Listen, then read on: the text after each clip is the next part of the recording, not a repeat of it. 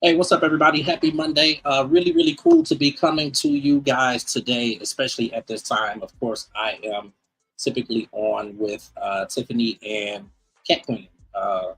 We are live on Wednesday nights at 8 p.m. So obviously, make sure you guys catch us this Wednesday. But today is really, really good. Everybody who knows me, who watches this show, you guys know how much I love, obviously doing the show.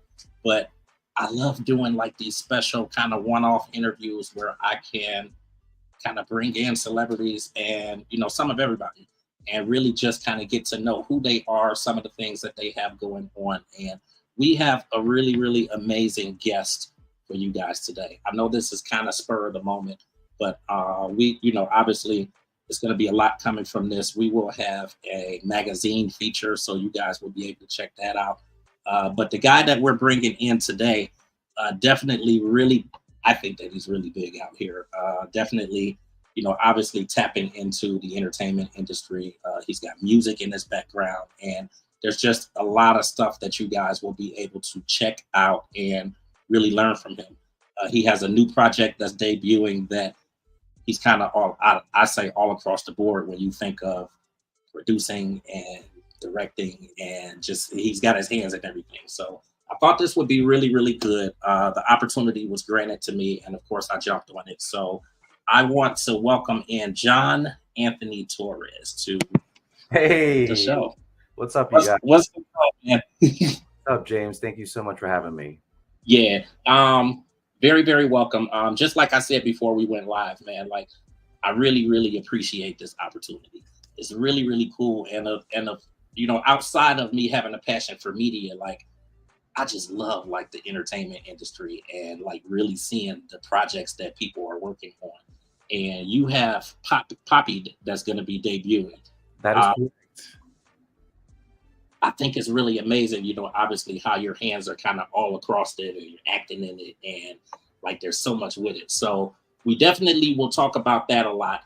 I really want to kind of start, I guess, at the beginning. Like you were born in New York City, right? That is correct. Born and Okay. raised in Spanish Harlem, to be exact. Yeah. Like, how was that? I mean, obviously, it's a big melting pot in New York. So, I mean, it's not like um, because you're half Ecuadorian and Puerto Rican, right? That is correct. Okay. Correct. So, like, I really was gonna say, what was it like growing up around? Obviously in New York City, but I mean, I realized that it is a big melting pot, and there's so many different, races and nationalities, and just lots of different people there. Yeah, of course. Well, I guess, as you said, New York City is such a melting pot of so many different cultures. It's where my parents met. My dad's from Puerto Rico, my mom's from Ecuador. They met here at a party somewhere. So it's very much that melting pot. And I guess adding on to that, my mom worked really hard to put me in the private school system. So again, commenting on this melting pot, I was always the only Latino kid around middle school and high school. However, coming back home to Harlem, it was all Latino and African Americans. So it's Yeah. just like I did have a good balance of everything. Like I can chill with the homies up here, and then I can sit down with a crazy proper dinner and still Right. bang out a great conversation. Absolutely. So I think that's also worked in my favor. Thank you, mom, so much. Um, and yeah, because of this melting pot, all of these cultures, there's a lot of cultures also behind this project Papi, which you just mentioned. And if Yeah. it weren't for New York City and me growing up here, this wouldn't be possible. I always think it's cool. Like I like seeing people's like their biographies and just kind of being able to see like how they came up and the things that they did as a kid and things that they were exposed to. And I always love to see when kids are introduced to the arts like at an early age. Oh, And what I really thought was cool about your childhood is the flute. Like you like you, yes. you played the flute. And I knew of the flute as a kid because my sister played the flute. Yeah, yeah, yeah, yeah. But like kind of talk about that experience and obviously what that did for you just in terms of like being artistic and creative and kind of having that that push to really be creative. Yeah, well, I guess there's two parts to that actually. One is the flute, and the other is kind of the upbringing that I had in this melting pot. Okay. So my mom was a single parent, and she worked so hard. I'm so appreciative of my mom, Nancy Torres. Thank you, mommy. She worked so hard to like put me in all the right schools, etc. Mainly because where I grew up wasn't like the best environment. There was a lot of just a lot of police presence, violence, etc. Certain things of that nature. She worked so hard to put me in all the extracurricular activities. Yeah. So she did that, kind of kept me away from the streets, so to speak, and Yeah. in this kind of bubble. In this bubble at school and at her flower shop, because she used to own a flower shop, I would just watch her create. I would watch her create these beautiful floral arrangements, and all of that has, a little bit of chipping away at my artistic persona, so to speak. And second of all, is on top of this extracurricular kind of bubble, my mom was also a paraprofessional. So she was like studies first, kind of thing. Yeah. Um, I went to this school called the PS96 for elementary school. Okay. It was a public school in Harlem. And back when I was in fifth grade, there was this VH1 Save the Music program that was taking over America at the time. And what the network VH1 did is they selected a handful of, underprivileged schools in New York City, and they gave them a whole music department. So like, in Harlem, there music wasn't in my school, up until this happened.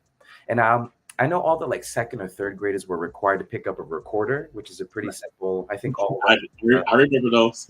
Yeah. So me thinking, I'm like, oh well, I want an easy A. I've played the recorder like 3 years ago in second grade. Let me just pick up the flute because everything else, seems far off from the recorder, and I just want another easy A kind of thing. I didn't want to add more work on me at the moment. Absolutely. Funny that I went that route because that was the exact opposite. I went in, picked up the flute, um, and we had band practice. Yeah. So after school we had band, and I started off as like the third or fourth flute. And I had nothing to do. I wasn't allowed to like really hang out or anything after school, so I stuck to my studies and my flute. So I did practice my flute. I practiced the stuff at home. And after a year of this flute band in fifth grade, the teacher comes up to my mom. Is just like, hey, your son has a lot of talent. I really suggest you enrolling him or have him try out this program. And it was the Juilliard Music Advancement Program. Yeah. After 1 year of playing the flute, I auditioned because I was like, yeah, sure, why not? It seems cool. And it was mainly my mom, like, oh, this is a great opportunity. You got to do it. I'm like, yeah, sure, whatever. Let's do it. I don't really have a choice kind of thing. Yeah. So I did it. I made it past the 2 or 3 audition processes because there was 2 or 3 audition processes that you have to pass. And I got in. And because of that, it was just my world was just kind of just like turned upside down for the better. The Juilliard Music Advancement Program is a college division program for young protege musicians. So I wasn't the only one my age doing this. Right. I was in an orchestra full of all these kids just doing the same thing. I But remember when you see other people, like when you see other like-minded individuals that who are like succeeding, and yes. And it's crazy too that you mentioned that because again, in band, I was the first flute, meaning I did everything. I did the solos. When I went to Juilliard, I thought I was the shit, pardon yeah, my yeah, French, but yeah, I was like the fifth or sixth flute. The first flute was like this college person, I don't know, but all that to say is that Juilliard experience really opened so many doors for me. I was allowed to play with the New York Philharmonic and James Galway. I played at Lincoln Center at 12 years old. That was my first playbill with my name in the Juilliard section. I graduated from the Juilliard Music Advancement Program. That got me into my private school, high school, which was the Rudolf Steiner School. So I went to high school there with Zoe Kravitz, Julia's sister, a bunch of like crazy, crazy offspring of very powerful people. And What that is kind of, like yeah. what does that do for your, not just your creativity, but like what does that do like for your self-esteem and like your confidence, and like to be in that type of setting and obviously doing that well at it. Yeah, again, it was always a very weird mind game for me because I grew up in Harlem. I didn't grow up with money. And all of these institutions and things that I'm succeeding in, everyone has money. Yeah, Everyone has those connections. So it was always kind of like a mind game with me, mind play, because you have to be just as confident as these people. Yet absolutely. I don't have the resources they do. So I still have to keep my humility at a certain point. Yeah, You know? So I think I have a nice balance. And again, coming from my background and going to this private school, like with Zoe Kravitz, fur experts, kids like Jennifer Aniston is an alumni of my school, Adrian Grenier from Entourage. The list goes on, you know? yeah, um Having seen all this, like I was just yeah, again, just a humbling experience. We both yeah, learned from each other, kind of thing. And you know, we still have those connections still to today. I'm still in contact with kind of everyone, so to speak. yeah. Like, do you ever recall it like making you feel out of place? Just in terms of not Yeah, same resources. yeah. More so in the private school I went to. It's called the Rudolf Steiner School.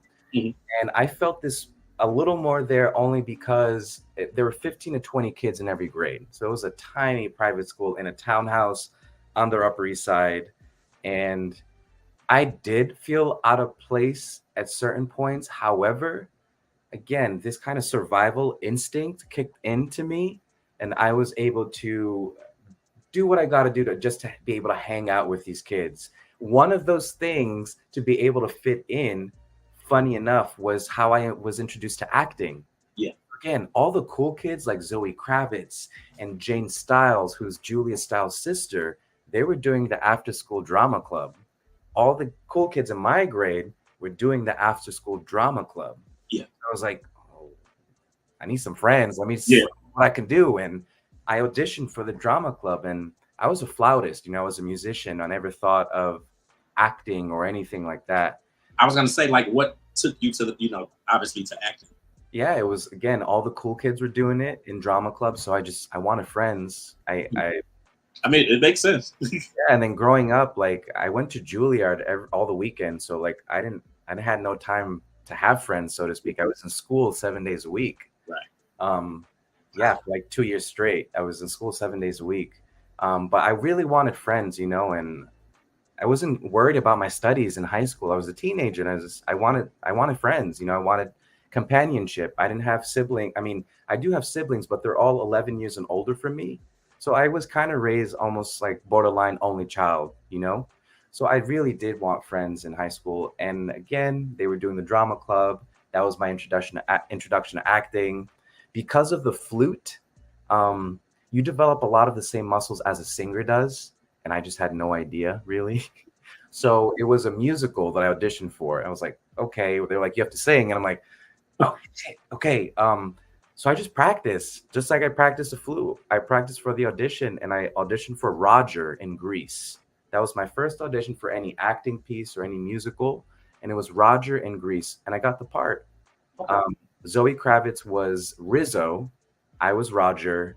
And yeah, a bunch of other people. I think Jane Stiles was a cheerleader. Uh, there's another up and coming great director named Emil Weinstein. Okay. And they were also in the drama club with me. Yeah, that Steiner School kind of like really focuses on producing Renaissance kids, so to speak. It's based on the Waldorf education. It was really, really dope. Again, thank you, Mom. Yeah. So hard.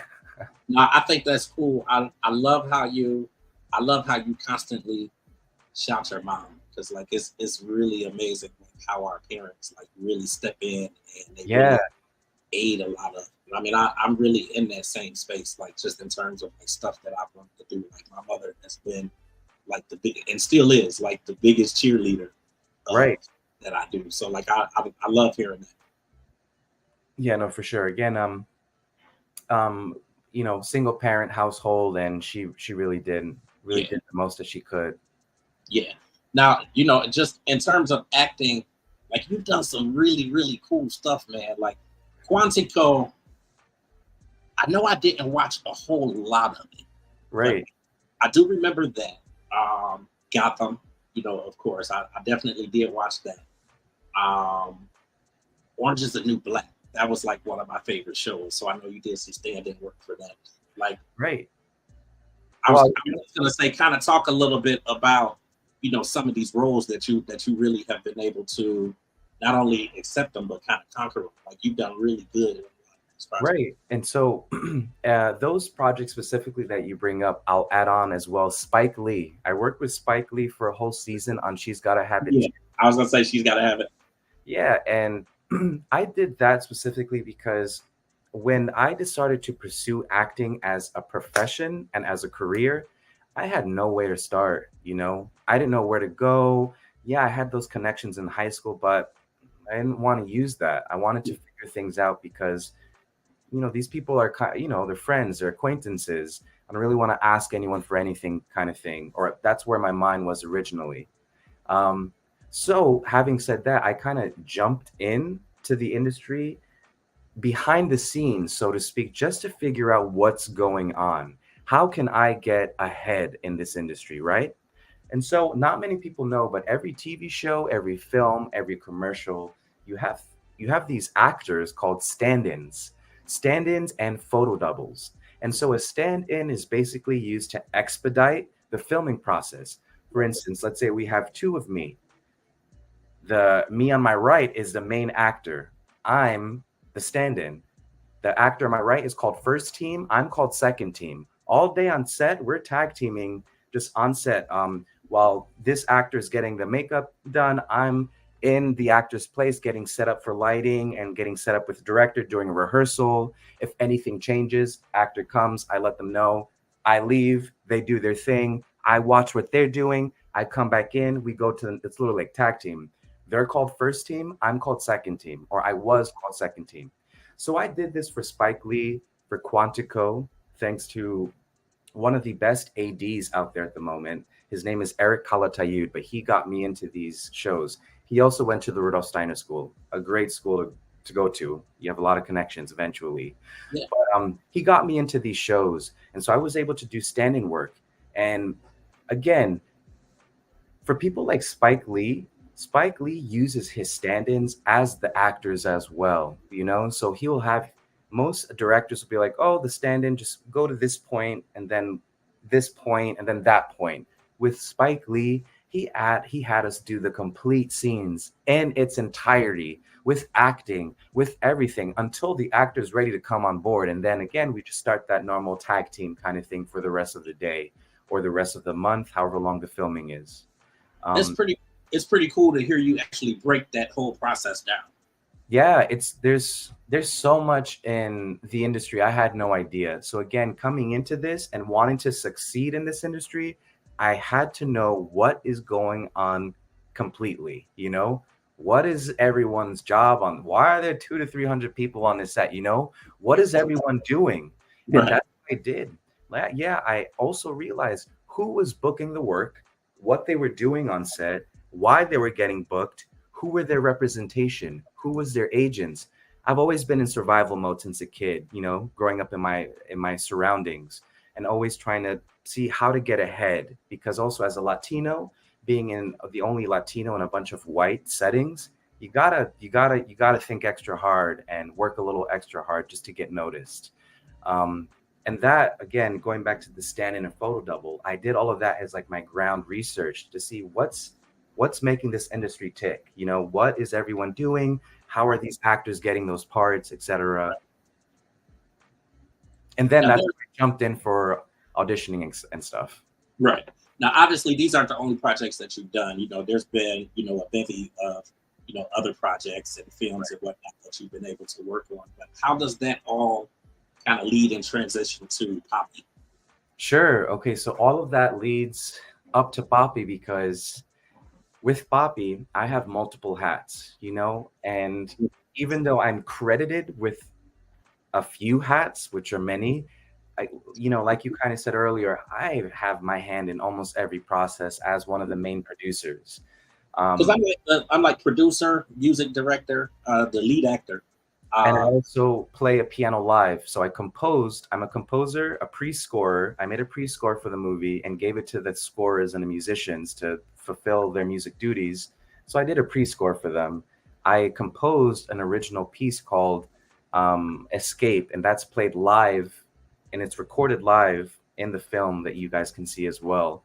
I am the musical director. I'm also the lead actor and one of the executive producer as well as co-producer. That is amazing. Like I think the average person looking at it and just looking at, all of the parts that you play in this, it's like, this is impossible. Like, how does one person handle all of this? But I think that's really amazing. Yeah, again, it was a beautiful way to kind of encompass all of my life studies as a performing artist in Right, general, and kind of like putting it putting it all in one project. right. And also the life of Papi itself is very interesting how that came about. Papi was originally a short play written and directed by this wonderful screenwriter named Ashley L. Canfield. She is Okay. also She's also one of our producers. She's also the founder of Wild Child Film Productions as well as Blended City Productions, both companies attached to Papi. She's also the director. So Ashley, she wrote Papi in 2020 as part of this online theater festival produced by the Nuyorican Poets Cafe. And for anyone that doesn't know the Nuyorican Poets Cafe, it has been a staple. It has been a staple in the Lower East Side of New York City for artists of color and poets of color since the 70s. So we were very honored when they picked Papi up, and I had nothing to do with the project at that time, except for acting. I Oh, auditioned for that project. I got the role, right? We won the whole festival. Like our play won. And after our play winning, I went up to Ashley and I was like, "Hey, Ashley, thank you so much for writing this script that allowed me to really forgive my family in certain situations." And not only that, we won the whole festival. I really yeah. think we should make this into a short film one day because we probably will win something or get some sort of recognition. And she was like, "Yeah, yeah, yeah, no, good idea," kind of thing, but didn't really, do anything with it, kind of. I find out last year, again, 3 years later, she reaches out to me and she's like, "Hey, JT, remember when you told me to write Poppy into a short film?" I was like, "Yes." She was like, "I did it. I need you to lead the cast. I need you to lead the cast. Can you do this?" I was like, "Oh my God, I'm so honored. Of course, I'll lead the cast." She found out that I played piano. There was no piano piece in the original Poppy play. So now this whole thing was written for me. So Right. she readapted and written for my voice and for she wrote a piano piece in there as well after scrolling through my social media and seeing, some things that I have out there. Um, and yeah, I was just like, "Hey, Ashley, if I'm able to bring some more resources into this film, can I have my name on it as well in terms of executive producer?" And that's how it started. Yeah. And she was like, "Of course." So I brought in a bunch of people, and we raised our budget from 4K to 12K. Oh, So then that's how you make anything begin and make the wheels, yeah. and how you get real professional people wanting to do favors and things. So now this is when I use all of kind of like my affiliations and stuff, because I have something to show now. Now I have a resume. Now you guys can trust me, so to speak, right? So we have all these people coming together with me and collabing. Now we have Papi. And for anyone that doesn't know, Papi makes its North American premiere at Lincoln Center on May 11th, 8 p.m. I think this is really amazing, man. And when you speak of, just the utilization of the resources that you have and friendships and the connections that you have, like, I mean, this is like, it's not just a lesson, obviously, in this business, but it's a lesson, even if you're looking at like entrepreneurship and running Oh, yes. a, And also like, with acting itself, like with acting, that's a whole nother ballgame. Like I have a team of so many agents. Thank you guys so much. I'm represented by DDO New York for voiceover. I'm represented by Amy Lord, who owns Eris Talent Agency. I'm also represented by Jackie Reed, who owns LAU, and Charlie Winfield of FFT Models. Everyone is always working around the clock to furthermore my career, so to speak. And I thank them so much. And with acting itself, having to get those people to notice you, those reps, you have to know how to pitch.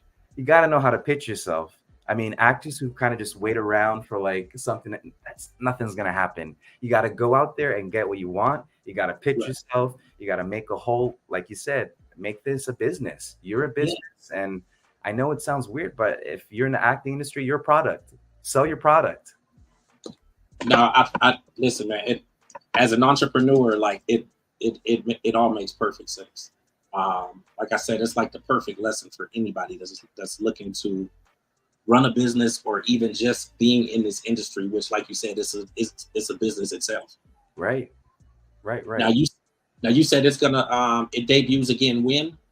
Sure. So right now, Papi, it's making its whole film festival run. Okay, So it was invited by the Latino and Native American Film Festival in Connecticut. It was also invited by the Austin Liftoff Festival in Texas. However, okay. it's now making its North American premiere at the African Film Festival, part of its Perpetual Connection segment, which is hosted at Lincoln Center May 11th at 8 p.m. That's really up. So is and even with the Lincoln Center, that's like full circle. Oh man, yeah. I graduated from Juilliard. I Right, played at Avery Fisher Hall with the New York Philharmonic at some right. point too. And coming back and not working, but seeing a project that I've put everything, my whole heart, like when you guys go see Papi, trigger warning, it's a dramatic narrative. However, I'm really wearing my heart on my sleeves there. Um, and so to have that vulnerability and to be showcased, and also to have this project that combines all of my life studies, uh, I'm very excited. I'm very proud. I'm excited for the future of all the other projects I got going on. um, I'm pumped. Things are Yeah, starting to gain traction. yeah. I think you definitely should be. I'm looking forward to this, man. I definitely want to be able to see this. Oh, you It's will. like for the people who don't really know like the basis behind. Kind of talk a little bit about obviously what it's about. Sure. So Papi is a short film. It's 23 minutes long. It is a dramatic narrative. Again, trigger warning. It touches on some kind of universal but sad themes. And now, having said that, the story is about Hector Jr. I play Hector Jr., who is a guy who has a estranged relationship with his family, a strange relationship with his sisters, his mom, his father. How he deals with that, and more so, coming to terms with his dad dying of a COVID crisis during the COVID-19 crisis. So, Okay. without saying too much, those are kind of like the main crux of it. And this film is literally doesn't happen over like 3, 4, 5 days. It's literally within a few hours. It's a little slice of life. Now, you mentioned a little while ago about how this film kind of helped you with your own family. Kind of talk a little bit about that. Yeah. So I was raised in a single parent household. Um, and as we get older, we realize that as we go into adulthood, stuff happens, shit happens, so to Yeah, speak. pretty much. you know we got to always learn how to forgive and not hold grudges. um Having said It that, takes a this long time to get to that place, though. yeah. Well, for some. Right. Right. And for me specifically, it took me so long. It took me up to this project was written by someone else for me to have that catharsis and for me to have that forgiving moment towards my parents, Yeah, and towards my family. So it was really beautiful. Another beautiful thing about movies and the arts in general, they're meant to move people. This project is meant to, I would love if it were a healing agent for everyone just as much as it was for me. Again, growing up in a single household, um, I didn't really get a chance to ever say anything to my father, as an adult or as a functioning mind. So I was able to do all of that in my acting. yeah, So all of that was in my acting in this project. So yeah. that's how I was able to, I guess, have um, that catharsis for myself using the project. But then that makes it even more personal for you. You Right. know. And also just piggybacking on that as well, the way the project was composed is actually very awesome. Ashley, she sent out an anonymous survey to a bunch of people, and she took all of those people's stories and made Papi. which is why it's so universal, which is why it's hitting so many people the way it Yeah. is. Yeah. Because it's not, even though, yeah, I'm talking about it, it's not necessarily my story. It's literally the play, the original play, which is now a short film, was made by anonymous survey by a bunch of people. All of those people's stories were sad yet true, yet universal and true. Yeah.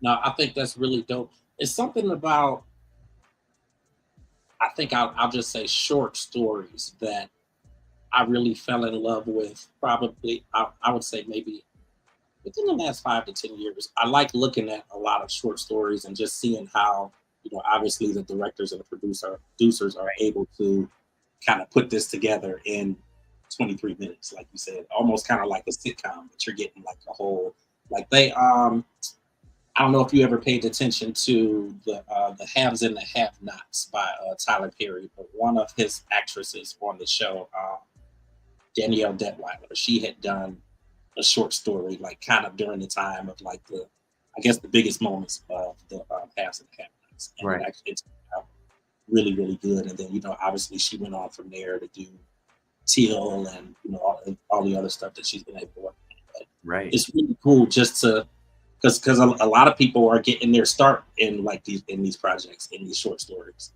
Right, right. And because of Papi, we're doing due diligence with Papi, and I already have my next short film that I will also be co-producing and leading the cast in, called Closure.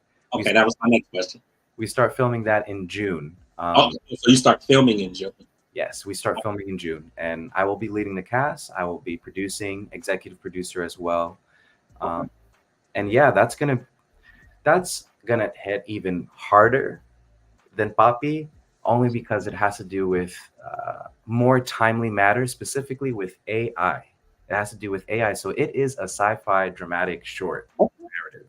So Okay. Now is this a full length or is this a short story or? another short story. Again, this is just in preparation for my project following after, which is a feature film called Everything is Fine that will happen in April 2025. Okay. No, this is really dope, man. And I love the way you kind of have everything lined up, and obviously you're doing this now and then closure comes, you start Well, you filming. mentioned entrepreneurship, and you really have to be strategic. And because this is a collaborative, for instance, we have Wild Child Films, we have Blended City Films, we have my name, John Anthony Torres, and then we just signed on Koki Productions. We signed on a bioengineer named Beckett Gukin, and also Mariama Bonetti, who is the offspring of the New York African Film Festival itself. All these producers have just signed on for Closure. And so with our new team, we're ready to make this go crazy. It's going to be shorter than Papi, so 14 minutes long. The Okay. original, and because we have these people, and because people are starting to trust us now, I, as an entrepreneur as well, I don't want to waste anyone's time, favors, or money. Having said that, I'm using things that have been tested already. For instance, Papi was an original play and it won a festival. That's been tested to work. Closure, which was originally, again, a play called Mimo by Luis Roberto Herrera. It was an original play produced at New York Symphony Space in 2018, which I led the cast in as well. Again, I don't want to waste anyone's money, time, or efforts. So I'm using things that work. This was already produced. We have Ashley, great screenwriter, has readapted it for short film. We've gotten the rights. I have gotten the rights specifically from Luis Roberto Herrera. He's happy to be on board with us, and he's going to be credited as well because he is the original story, the content writer. And yeah, we're just bringing all of our people up together slowly, but being strategic, always being strategic. Absolutely. What are you most, looking back at all that you've been able to accomplish? Like, well, before I even ask you that, how difficult is it? Because you said this closure is going to be 14 minutes. Yes. How difficult? And obviously, you haven't started filming yet. But I'm like, how difficult is it for you to squeeze a full story into 14 minutes without moving too fast and obviously catching people's minds and their intellect, and for them to really understand the full gamut of what's going on. Right. Well, that's where the team comes to play. For instance, Lewis is the original playwright. Ashley comes in as a knowledgeable screenwriter, and she takes that story and makes it make sense for film. Theater is very different from film. So in the original play, it was like a lot of just like two people talking. You can't have that in film because people will get bored, you know? So it's like cut down, shortened, so that it's just like the most important stuff happening in this like first 8 minutes, you know? Right. It's like very fast, back to back, boom, boom, boom, but keeps everyone on its feet. Luis Roberto, again, wrote the original. Ashley takes her producer's mind, her script writing mind, her knowledge of TV and film writing to make that make sense and make it work and make it readable and translatable for the audience. Right. Not only that, we just, like I said, we signed on Beckett Gukin, who is a scientist and a bioengineer. So he, yesterday, for instance, we had an extensive meeting between all his producers, and he was just going through terminology. This doesn't, no, an engineer wouldn't say this. No, this doesn't make sense. Well, AI and pharma and this, no, let's do this. So we're making it as best as it can. And not only that, we're cutting it down so it is, again, just a tiny slice of life, so that if someone were to come up to us in these film festivals, which, you know, knock on wood, Right. anticipating happening, big people are gonna come up to us and be like, hey, here's X amount of dollars. Can you readapt this for an anthology? Can you readapt this for a limited series? Can you readapt this for a feature film? Can you readapt this for anything? And that we've had just the right amount of information so that when they come back to us, we're able to flesh everything out because we already have all this information. However, none of that is even like mentioned in this little slice of life. However, we're ready for that next part of this project with anticipation of this project getting picked up by someone else. This is amazing, man. Like I'm really eager to see. I'm eager to see closure, but I'm definitely, eager to see Papi too. Right. It's really dope. 23 minutes makes a little bit more sense to me than 14 minutes. So I'm very eager to see how that comes together. But I know people have done it. Yeah, and it's funny that you mentioned the 23 minutes because for me, I would love for it for the original like cut was I think 30 something minutes, something like that. And we just had to like kept slicing things down and making it make sense. Only because with film festivals, even if your stuff is great, they want to put more films as opposed to just one great film. They'd rather have 3 great films. So with short films, it's always smart, and we're learning this as we go, to have it shorter. Why? Because you're more guaranteed to be included in these bigger programs like Sundance, Cannes, Tribeca, etc. A 23-minute film, unless you have a bunch of famous people in there, it's going to have a little bit more of a hard time getting into just slots. Because again, for a film festival director's perspective, it's like, one great 23-minute film versus 2 great 9 to 10-minute films. Let's go with the 2 to, just to get more voices out there. And that's nothing to say on our project. It's just technical stuff.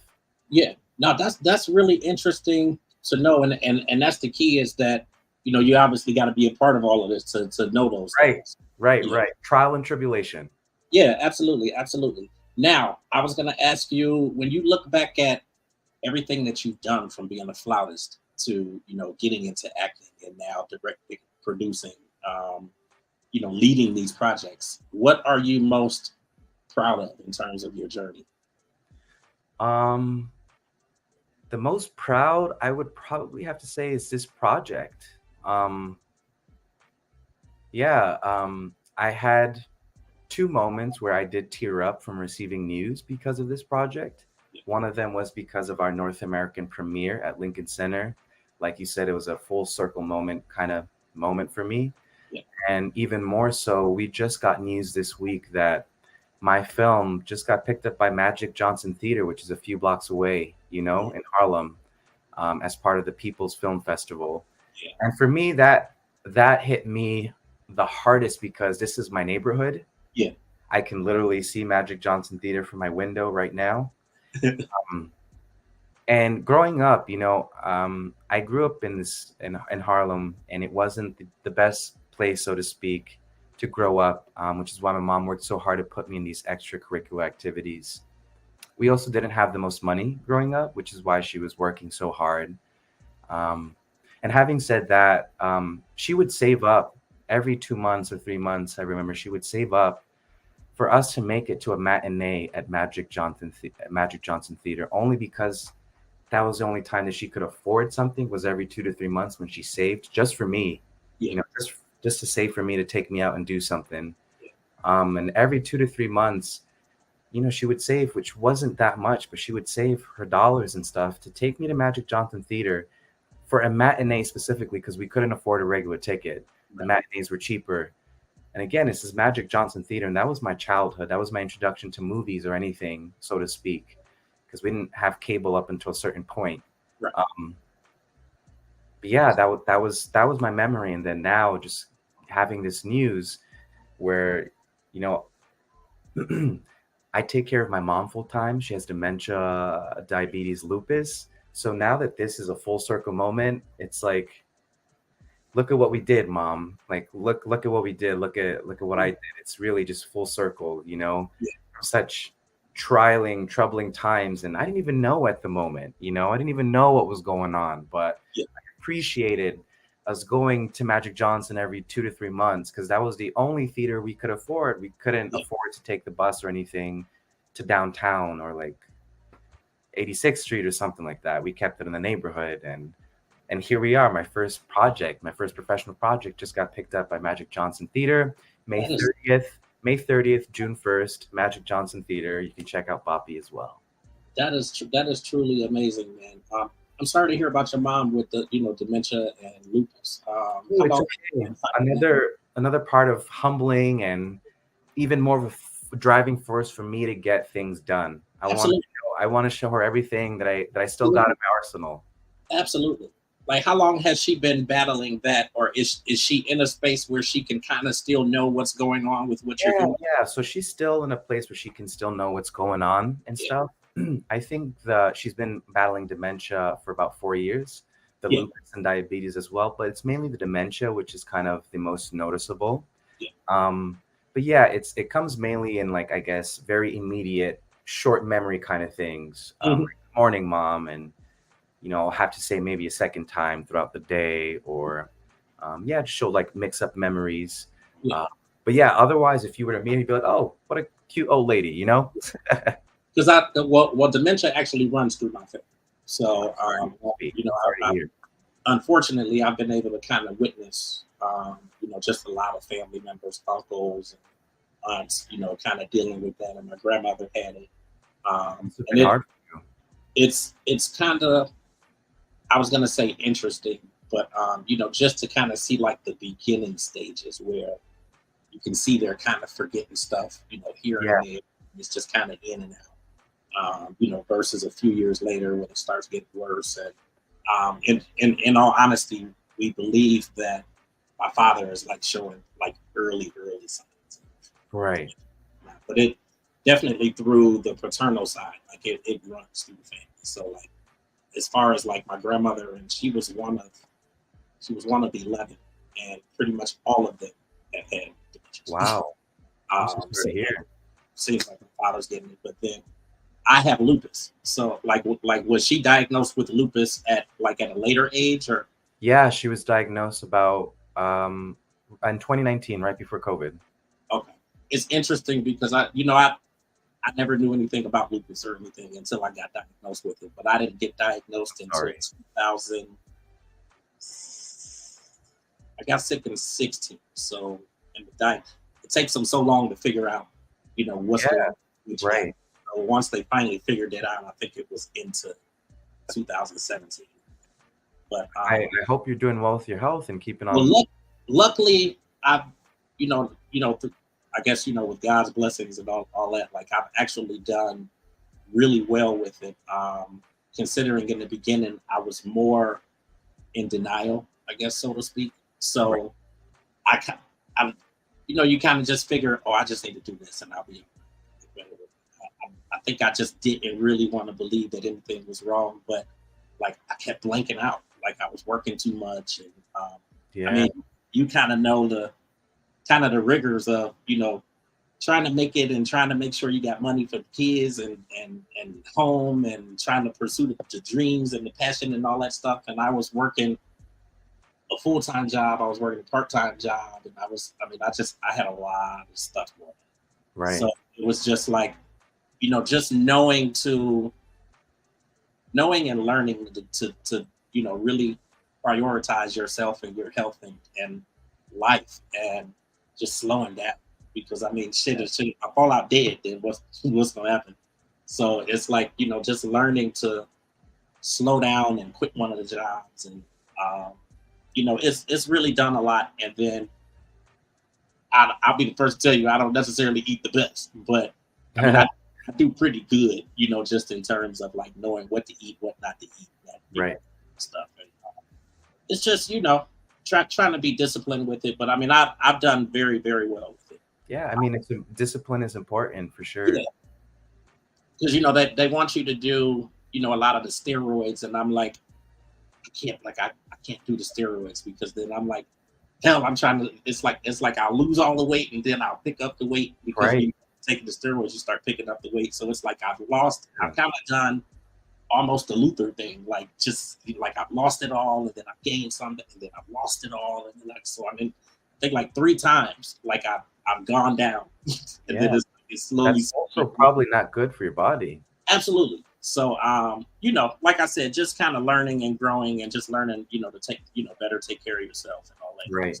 But yeah, you got to be very kind to yourself in any industry, Absolutely. Walk of life. And that's, at this stage of the game, like, I think I'm probably doing the best that I've done with it, because awesome.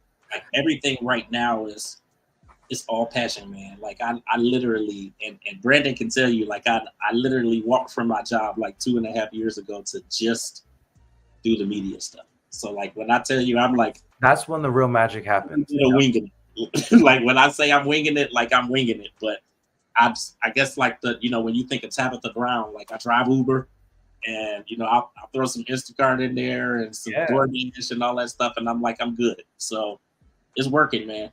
Yeah, you got however way you can find a way to make your dreams possible, tangible, do it. Absolutely. As you know firsthand, there's so many sacrifices that come with running and achieving your goals, or just even trying to attempt to achieve those goals. And it's interesting you say that too, because growing up, there's so many times where people who are close to me too, our friends, would be like, oh well, why don't you try like this, or why don't you become a manager or an agent? And I'm like, I still hear it every day. And I was management at the hospital that I worked at, but I still hear it every day. Like, go get a job. I'm like, this is it. I'm the talent. This is it. My life is catered to auditioning and my projects, so I'm gonna keep it that way. I'm happy. You happy? Yeah. And that's it.